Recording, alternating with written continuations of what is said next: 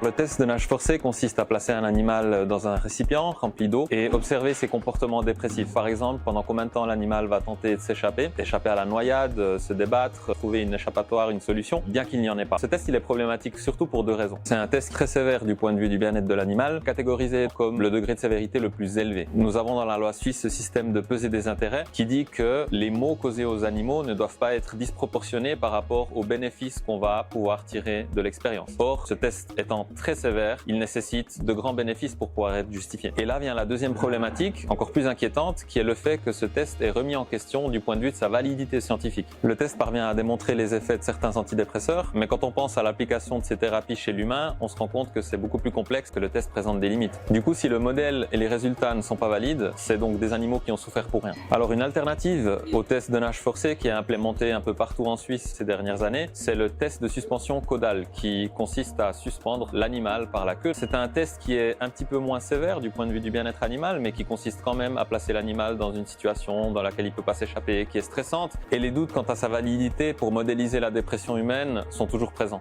Mais ce qui serait encore mieux, ce sont des alternatives qui ne requièrent pas du tout l'utilisation des animaux, et finalement on pourrait investir plus de ressources dans les essais cliniques avec des humains volontaires afin d'aider plus efficacement les personnes vivant avec un trouble dépressif.